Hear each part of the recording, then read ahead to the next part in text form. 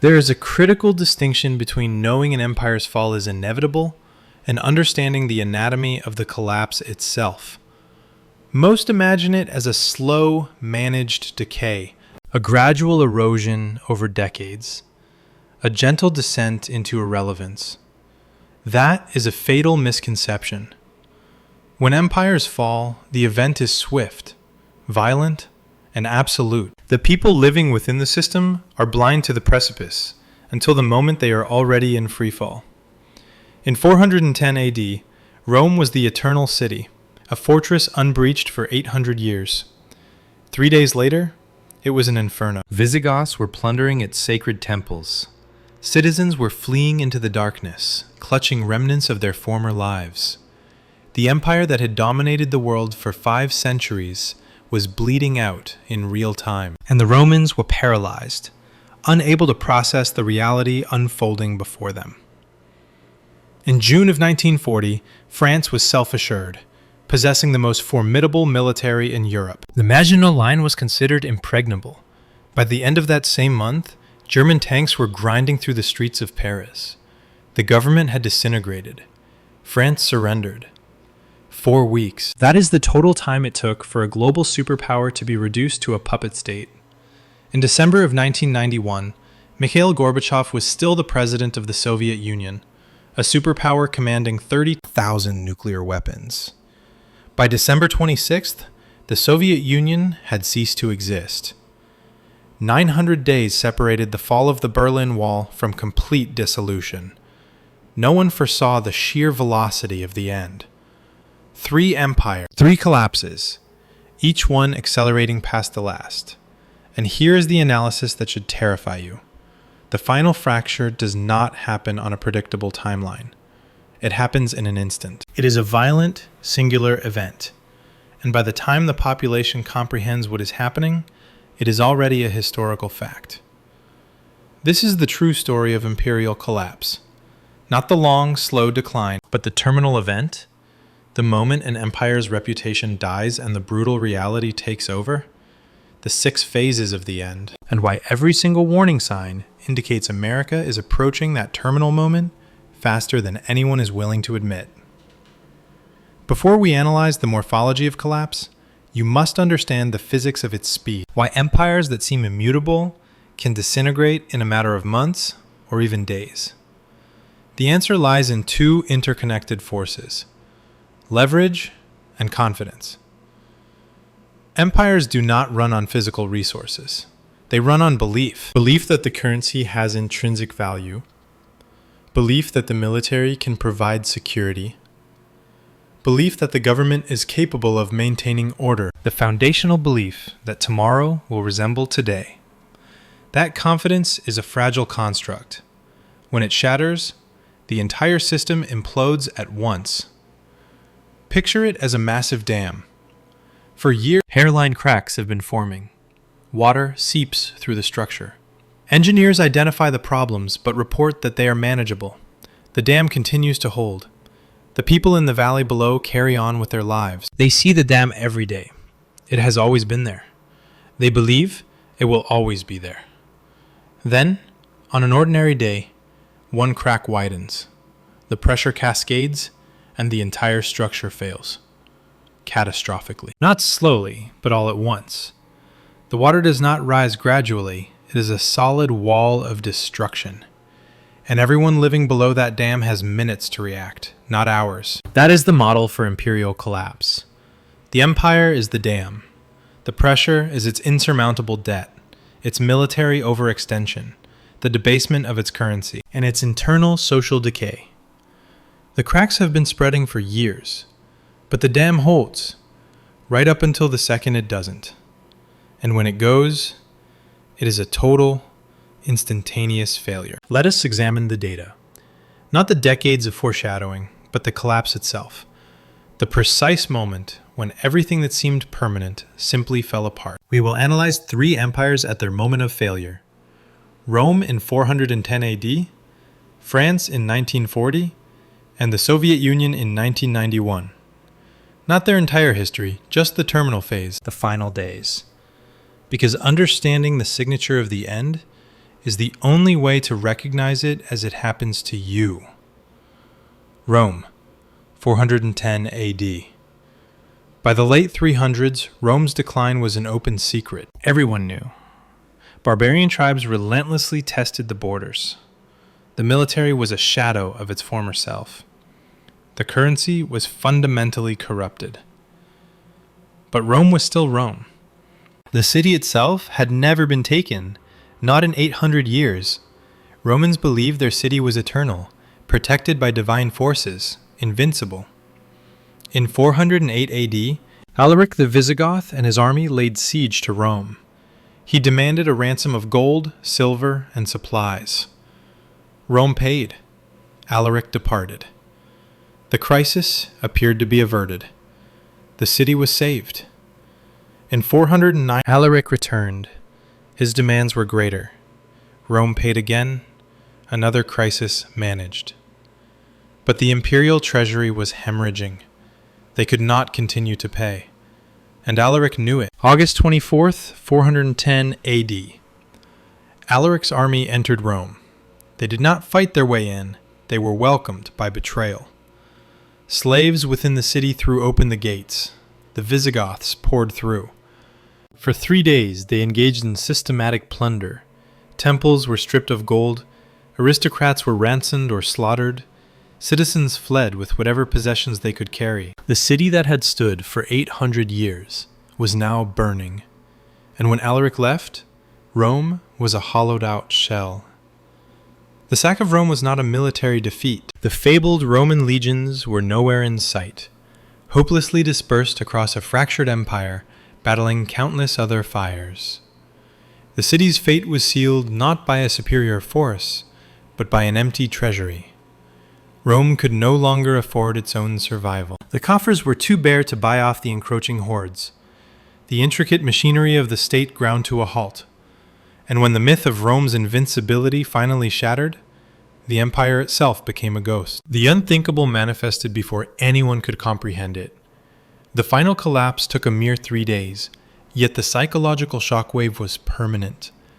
For if the very heart of the empire could be extinguished, then no part of the body was safe. Within a harrowing 66 years, the Western Roman Empire had ceased to exist. This is the reality its citizens were forced to endure. As a Roman citizen in the year 410, you would witness your world disintegrating in real time. Your currency had become utterly worthless. The denarius you had painstakingly saved was now little more than scrap metal. Your property was now an unsellable liability. For who purchases a deed in a city consumed by flames? Your social standing evaporated. The aristocracy was reduced to bargaining for their lives or facing execution. The state that once promised security was powerless to save you. Its legions were a distant memory. Your options were stark and few. Remain and pray for survival, flee and accept the fate of a refugee. Or collaborate with the Visigoth invaders and gamble on their mercy. This is the true face of collapse. Not a slow, gentle decline, but a sudden, violent implosion where every pillar of your society crumbles simultaneously. Consider France, 1940. By 1939, the storm of war was clearly gathering. Germany was rearming, Hitler's ambitions were naked, yet France remained steeped in confidence. They placed their faith in the Maginot Line, in what they believed was Europe's most powerful army, and in their alliance with Britain. They had defeated Germany once in the Great War. They were certain they would do so again. Then came May the 10th, 1940. The German invasion began. It did not assault the Maginot Line directly, but instead sliced through Belgium and the Ardennes forest, terrain the French High Command had arrogantly dismissed as impassable for tanks. That assessment was catastrophically wrong. In less than a week, German panzers had ruptured the front lines. The French defenses systematically disintegrated. The British Expeditionary Force found itself encircled and trapped at Dunkirk. By June the 10th, the French government had abandoned Paris. By June the 14th, German forces marched into the capital unopposed. By June the 22nd, France had formally surrendered. A mere 6 weeks separated the invasion from the surrender. 6 weeks. The most vaunted military in Europe had not simply been defeated, it had utterly dissolved. Officers deserted their posts. Entire divisions capitulated without a single shot fired. The government of a global empire imploded, re-emerging as a collaborationist puppet state in Vichy. And the citizens of France could only watch as their entire reality was dismantled before their eyes. This was the view from the ground. If you were a French citizen in June of 1940, you experienced a total simultaneous system failure. The military was incapable of protecting you. Your government had fled, abandoning you to your fate. The roads became choked with refugees, a desperate exodus heading south. The collapse was systemic and absolute. Millions were cast adrift as German forces occupied Paris. Personal fortunes were instantly erased, your savings rendered meaningless. The French economy was no longer sovereign, but an instrument of German power. Your property was subject to confiscation at a moment's notice. Your liberty was extinguished.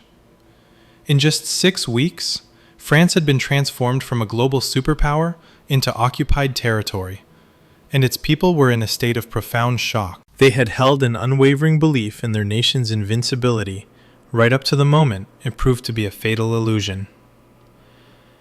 The psychological trauma was immense, because the fall of an empire is never just a political event. It is not merely the government that implodes, it is the entire world view of its populace. Every fundamental belief you held about your country, your security, your very future is obliterated.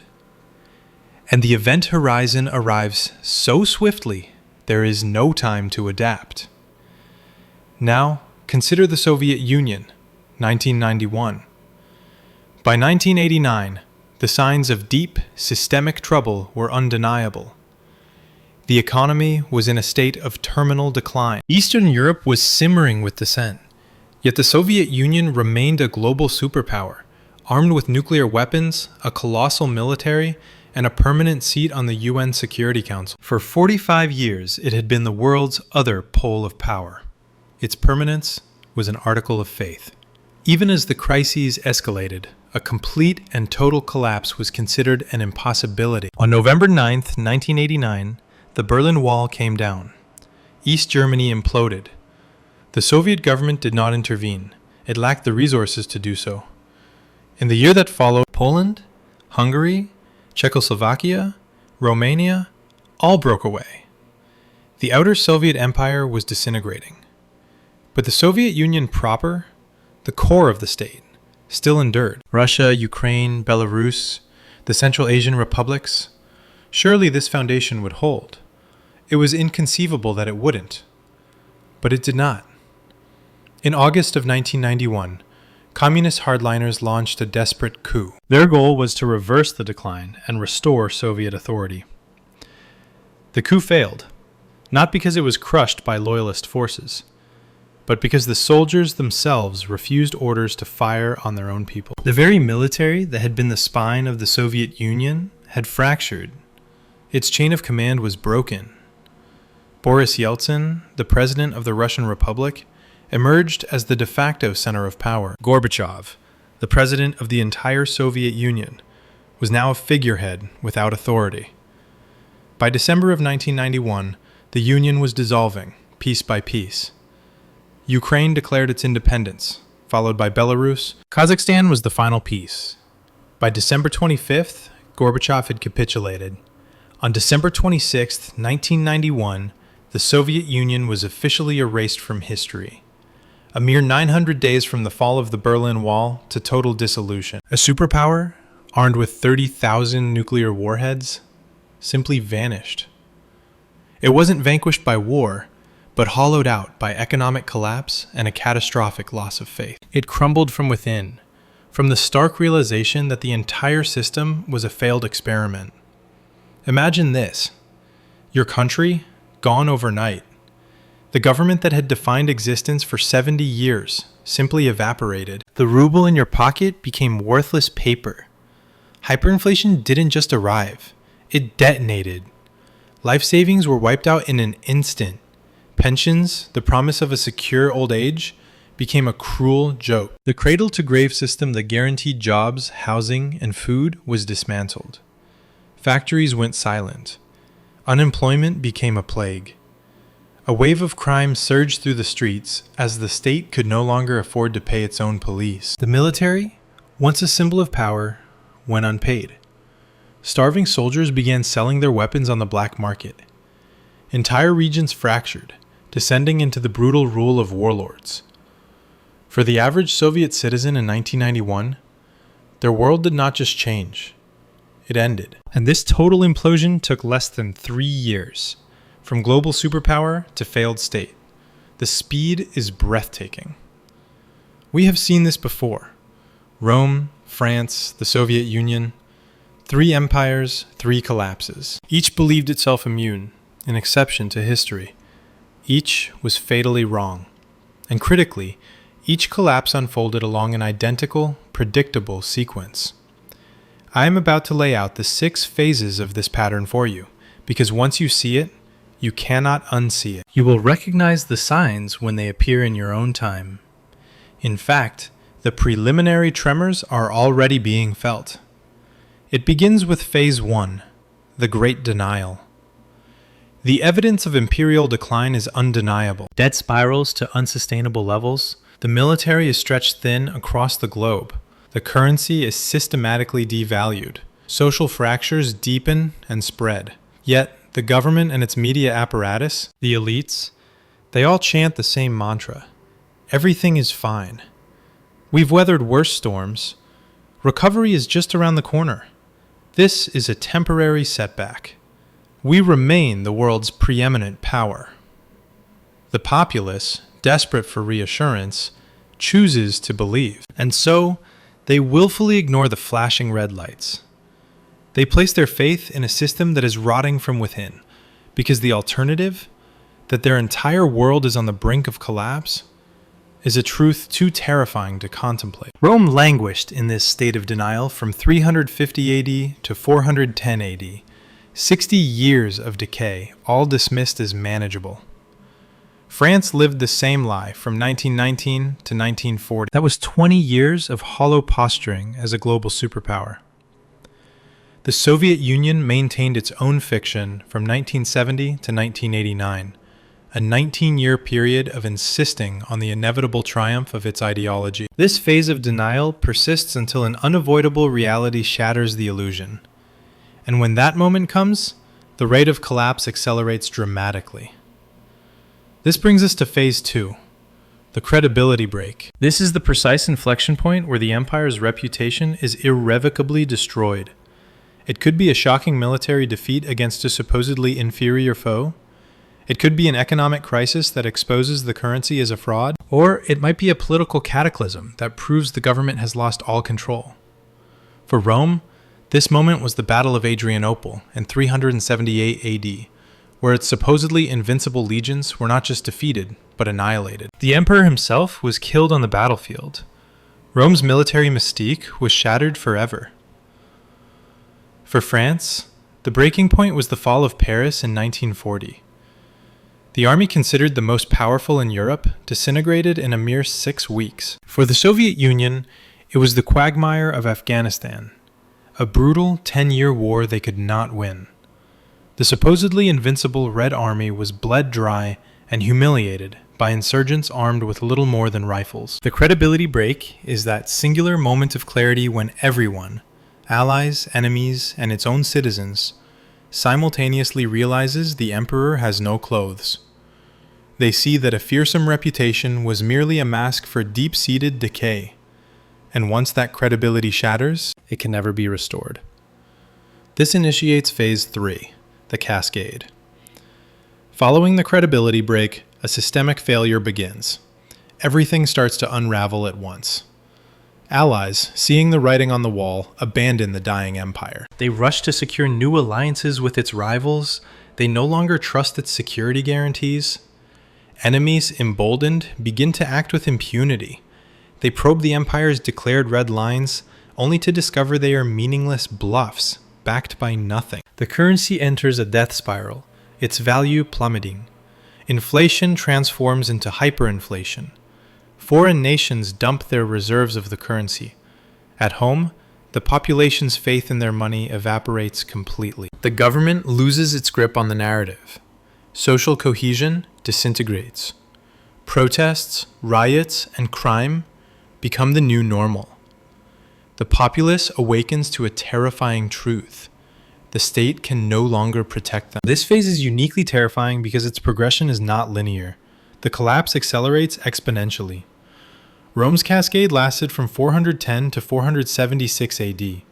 66 years of relentless, agonizing disintegration. France's cascade was compressed into June of 1940, a shocking 4 weeks from invasion to complete surrender. The Soviet Union's cascade was even faster. From 1989 to 1991, just 900 days from the breach of the Berlin Wall to total dissolution. Notice the pattern. Each collapse is faster than the one before. Information now moves at the speed of light. Modern systems are dangerously interconnected. And in this environment, once confidence is lost, there is simply no time to recover. This leads to Phase 4, fragmentation. The empire literally breaks apart. Constituent regions declare their independence. Provinces refuse to send tax revenue to the central authority. Military units begin to ignore orders, or worse, they defect. The central government becomes powerless. For Rome, this meant its provinces reverted to independent kingdoms. Gaul, Spain, Britain, North Africa, all were lost. The once mighty Roman Empire was reduced to the Italian peninsula itself, and then, even that final bastion fell. For France, the imperial fragmentation was immediate. Its colonies across Africa and Asia ignited with movements for independence. The French government proved incapable of holding its territories. For the Soviet Union, the republics simply peeled away. Ukraine, Belarus, the Baltics, Central Asia, they were all gone. The Soviet Union dissolved from 15 republics to 0 in a matter of months. This fragmentation is an unavoidable outcome when an empire can no longer finance its own cohesion. The military goes unpaid. The bureaucracy grinds to a halt, and the peripheral regions determine they are better served by secession. This is Phase 5, the freefall. This represents the bleakest stage. The currency completely implodes, triggering either hyperinflation or a deflationary spiral. In either scenario, money becomes worthless. The economy seizes. Supply chains shatter. Food becomes a scarce commodity. Energy grids become dangerously unreliable. The government's legitimacy evaporates. The populace ceases to obey laws.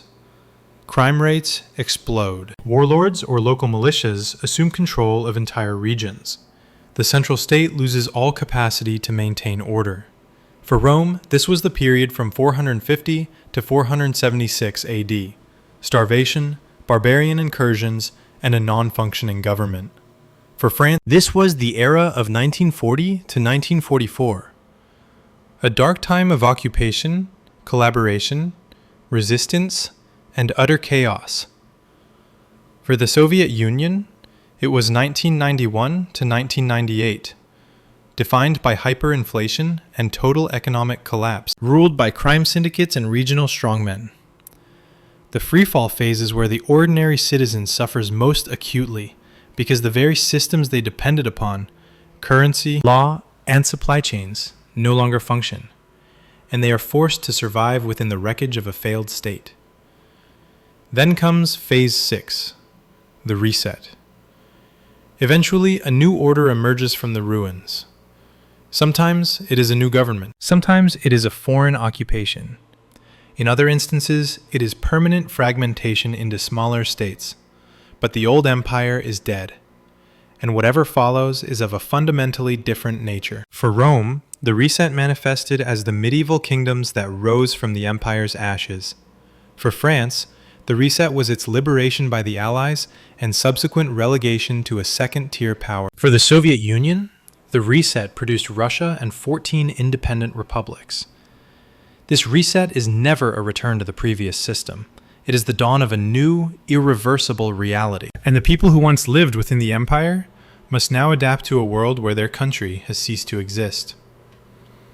6 phases: denial, the credibility break, the cascade, fragmentation, the freefall, and the reset.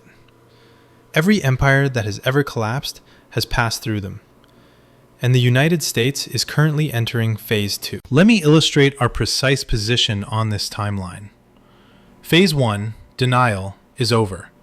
We have existed in a state of denial for 2 decades. The 2008 financial crisis, the unwinnable wars in Iraq and Afghanistan, the massive currency printing during the COVID pandemic, unsustainable debt, deep political dysfunction. Throughout it all, the government, the media, and the elites insisted that all was well. We were told we had the strongest economy, the most powerful military. The dollar was unassailable. Trust the system. That denial is now fracturing. Too many people can now see the fissures. Phase 2, the credibility break, is now beginning. The withdrawal from Afghanistan in August 2021 constituted a catastrophic fracture in credibility. 2 decades of commitment, $2 trillion invested, and the full force of the planet's most advanced military, all culminating in this stark outcome. The result was defeat. The Taliban retook the country in 11 days. Our Afghan allies were abandoned. The scenes at the Kabul airport were a portrait of chaos, with Afghans falling from airborne planes. 13 U.S. service members were killed. The withdrawal was an unmitigated disaster, and the world watched. China watched. Russia watched. Iran watched. And what they all perceived was profound weakness. That is a credibility break. The moment when a carefully curated reputation dies and the stark reality is laid bare. But that is not the only credibility break we are experiencing. The dollar is actively losing its reserve currency status. In the year 2000, 73% of global reserves were held in dollars. Today, that number is 58% and falling. The BRICS nations, Brazil, Russia, India, China, South Africa, and South Africa, are constructing parallel payment systems. China and Russia now conduct trade in yuan and rubles, not dollars. Saudi Arabia is beginning to accept yuan for its oil. This constitutes a credibility break for the currency. The United States military is missing its recruitment targets by 25%. As a result, standards are being systematically lowered. Military readiness is in decline. The Navy fields 290 ships. China now has over 350. The Air Force is operating the oldest fleet in its entire history. Equipment is aging, and modernization is critically behind schedule. This is a credibility break for the military. Trust in American institutions has fallen to all-time lows. Congress commands a mere 20% approval rating. The Supreme Court is now viewed as a partisan entity. The media is widely distrusted. The legitimacy of elections is openly contested. This is a credibility break for governance itself. We are at the very beginning of Phase 2, and if history is our guide, Phase 3, the cascade, is what comes next. It will come with alarming speed. Let me show you what that cascade will look like for the United States. Because once this process is initiated, it accelerates exponentially. And by the time most people realize what is happening, it will be far too late to stop it. The cascade begins with a trigger event. It could be a currency crisis, a major military defeat, a sovereign debt default, or a severe political crisis. Whatever the specific trigger, it lays bare the system's inherent fragility. And once that weakness is revealed, confidence shatters. Consider this initial scenario. Beijing makes its move on Taiwan. Washington is treaty-bound to intervene. The entirety of our strategic posture in Asia hinges on this single point. Yet, every wargame simulation concludes with our defeat. The reason is not superior Chinese military might. It is a catastrophic failure of logistics, an inability to project force in time, because their hypersonic missiles, against which we have no defense, can send our carriers to the ocean floor. It is because our supply chains are fatally overextended and indefensibly vulnerable. Should Beijing seize Taiwan and Washington prove powerless to stop it, the credibility breach will be absolute. This is the trigger for the cascade. Our regional allies, Japan, South Korea, the Philippines, will conclude that American security guarantees are hollow. They will pivot, forging new arrangements with Beijing. In that moment, American military hegemony in the Pacific evaporates. Our technological supremacy, built upon the foundation of Taiwanese semiconductors, will be lost. The dollar, its value ultimately underwritten by American military projection, will see its reserve currency status disintegrate with shocking speed. Foreign powers will liquidate their dollar holdings, the currency will plummet, inflation will ignite. Now, consider an alternative path to ruin. A sovereign debt crisis. The United States is burdened by $36 trillion in debt. We are servicing that with $1 trillion a year in interest alone, a sum greater than our entire defense budget. And this debt spiral is accelerating. Inevitably, a breaking point will be reached. The bond markets will lose faith. They will demand punishingly high interest rates to finance U.S. debt. As rates skyrocket, the government will face an impossible choice: an outright default on its obligations, unleashing the printing presses and triggering hyperinflation, or enacting austerity measures so severe they guarantee a systemic economic collapse. Each of these three paths leads to catastrophe. A default means the dollar's reserve status is terminated instantly. Monetizing the debt means hyperinflation will vaporize all savings and obliterate purchasing power. Draconian spending cuts will ensure an economic depression and mass unemployment. Any one of these outcomes is sufficient to initiate the cascade. But there is a third potential trigger: a crisis of political legitimacy. The 2024 election is disputed. Both factions declare victory. Neither concedes. State governments refuse to certify the results. The Supreme Court finds itself paralyzed by deadlock. Public protests devolve into widespread rioting. The military is called upon to restore order, but its loyalties fracture. Some units comply, others refuse. The central government splinters. And at the precise moment the state loses its monopoly on force, the cascade commences. Regions begin to disregard federal authority entirely. Individual states start negotiating their own international trade agreements. The dollar is rendered worthless, an artifact of a government no one trusts. The empire is actively disintegrating in real time. I am not predicting the specific catalyst. My analysis demonstrates that multiple, distinct pathways lead to the same cascade, and once initiated, it will follow the immutable pattern of every great power in history. Allies will defect. Adversaries will act with impunity. The currency will fail. The social order will disintegrate. And the empire will fragment. The critical question is, how quickly will this unfold? Rome's terminal decline took 66 years. France's collapse took 4 weeks. The Soviet Union's dissolution took 900 days. For the United States, the timeline will be even more compressed. This acceleration is due to the instantaneous flow of information, the deep interconnection of global markets, and the reality that once confidence is broken in this modern era, there is simply no time to adjust. My analysis projects the full cascade, from the initial trigger event to complete fragmentation, will take between 18 and 36 months. That is the window of time from the first tremor to the moment the United States as a coherent entity ceases to exist. Allow me to illustrate the ground-level reality of this event. This is what you will personally experience during the American collapse. It begins with the currency crisis. The dollar's value will evaporate. An inflation rate of 5% will surge to 20%, then 50%, then into the triple digits. Your life savings will lose half their value within a single year. The cost of living will double every few months. Gasoline will climb from $4 a gallon to $20. A grocery bill of $100 will swell to $500. Your wages, assuming you are still employed, will become meaningless. You will experience a relentless, month-by-month decline into poverty with no recourse. Foreign goods will become unattainable. Electronics, essential medicines, any imported item will transform into unaffordable luxuries.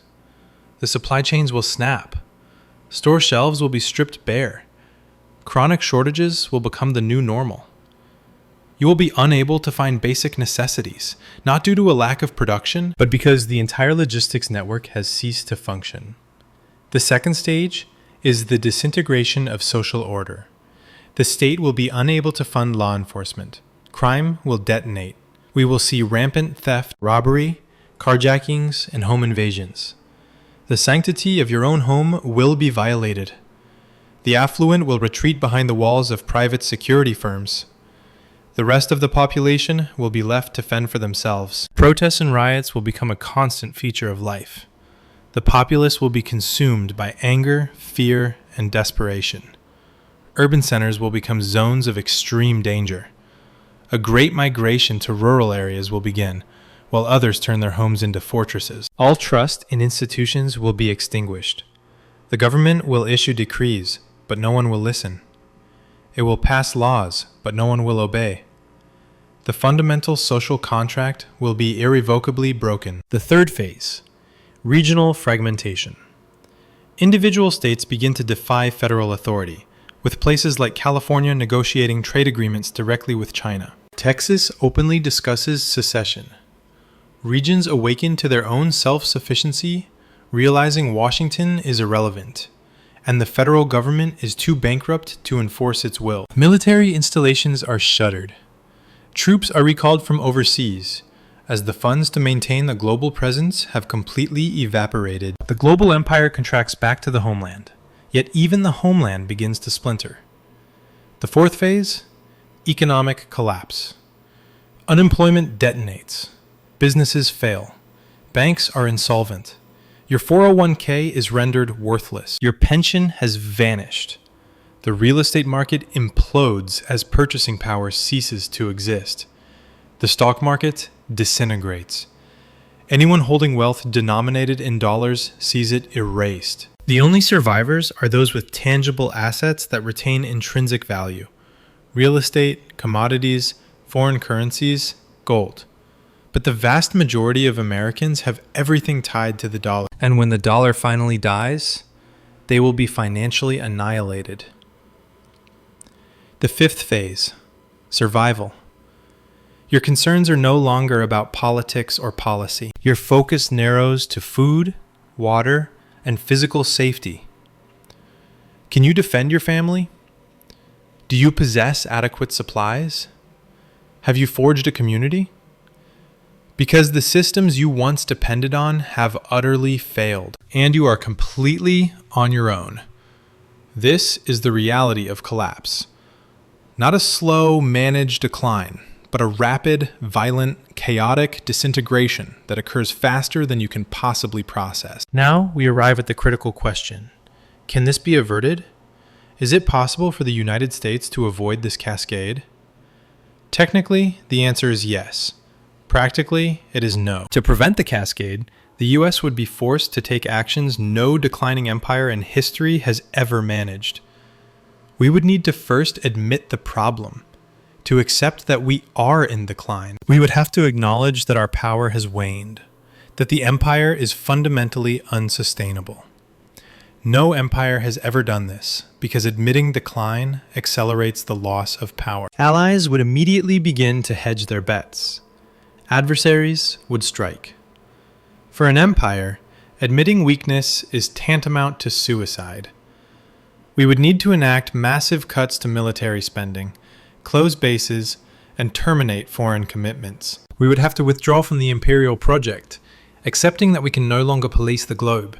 But withdrawal is perceived as defeat, and no superpower willingly chooses to appear weak. We would be forced to address the debt, which necessitates either colossal spending cuts or staggering tax increases.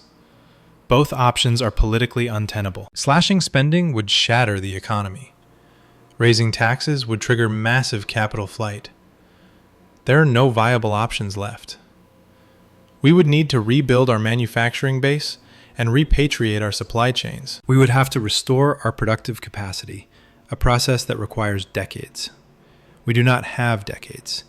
We would need to repair social cohesion, fix profound political dysfunction, and rebuild trust in our institutions. No one possesses a blueprint for how to achieve this. The nation is far too polarized. So, the answer is no. From a practical standpoint, we cannot halt the cascade because doing so demands an acceptance of reality and a series of hard choices that nobody is willing to make. By the time the crisis forces these choices upon us, it will be far too late. The cascade will already be in motion. Here's the essential truth you must grasp. This is not about politics. It is not about left versus right, Republican versus Democrat. This is about cold, hard mathematics. Empires that spend beyond their means invariably collapse. Empires that debase their currency invariably collapse. Empires that overextend their military power invariably collapse. The United States has committed all three of these fatal errors. The pattern is locked in. The question is no longer if, but when. And when the end comes, it will be swift. Faster than Rome, faster than France. Faster, even, than the Soviet Union. Because modern interconnected systems fail at an accelerated rate. Because global markets react instantaneously.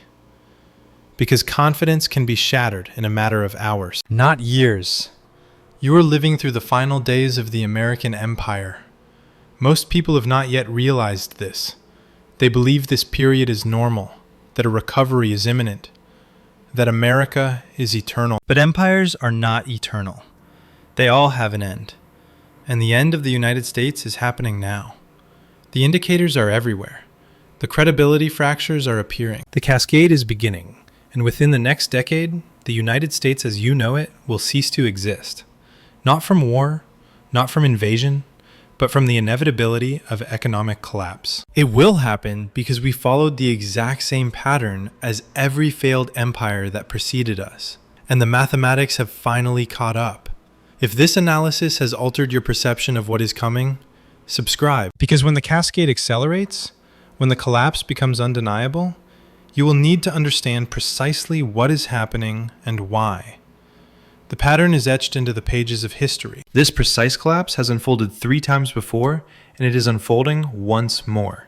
The only remaining question is whether you will see it coming, or if you will be like the Romans in 409 AD, or the French in May 1940, or the Soviets in 1988, believing that everything is stable right up until the moment it is not.